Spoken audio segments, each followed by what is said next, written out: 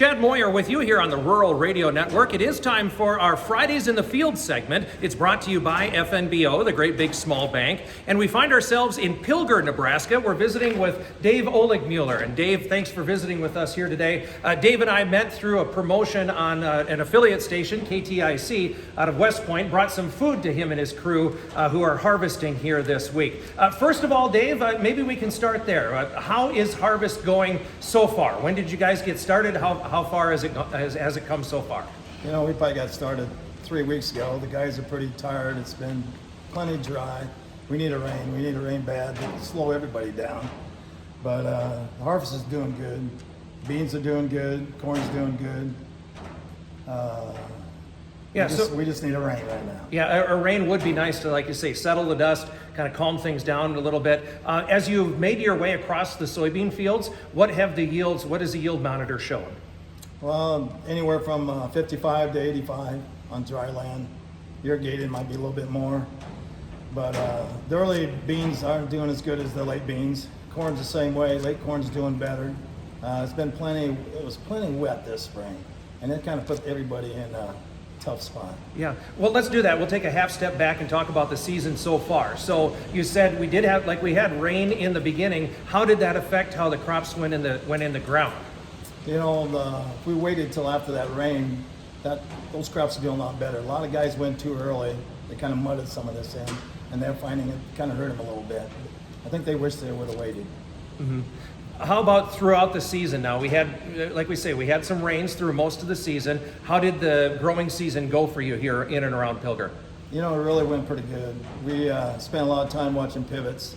I wish we never had to use them. Yeah. But took a lot of water out of the ground. But the crops really responded to everything. They really look good. Yeah. Did you avoid the storms this summer in this part of the world? Yes. First time in a long time we never had no hail. But we could have used some timely rains. That would have been key. That would have been a bumper crop. Yep. But we're close. What about disease and insects and things like that? What sort of a season was it for that? You know, we had a little bit of each. Insects we could take care of. Fungicide, if we would have used fungicide twice, that probably would have paid off this year. Mm-hmm. Okay. So percentage-wise, you said you've been going at it about 3 weeks. How far is the harvest along for you? We're about 3/4 way down with beans.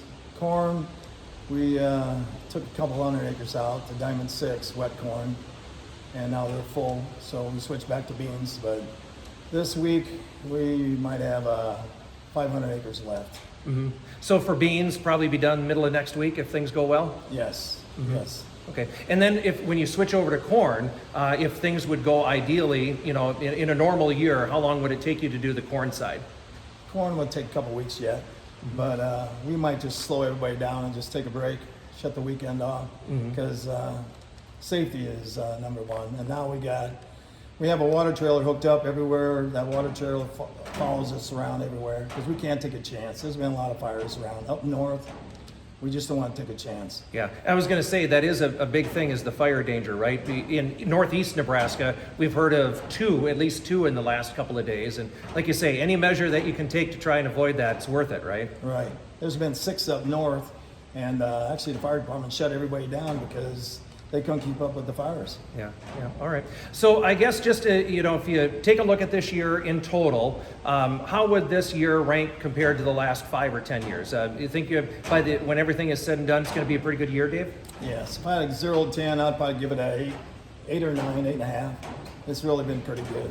Mm-hmm. All right, Dave. Good to talk to you. Thanks for taking time and visiting with us, okay? Thank you, and thanks for bringing dinner out. Absolutely. Happy to do that. Again, that's Dave Oligmueller. He's from Pilger, Nebraska, and he joins us for this week's Fridays in the Field segment. It's brought to you by FNBO, the Great Big Small Bank.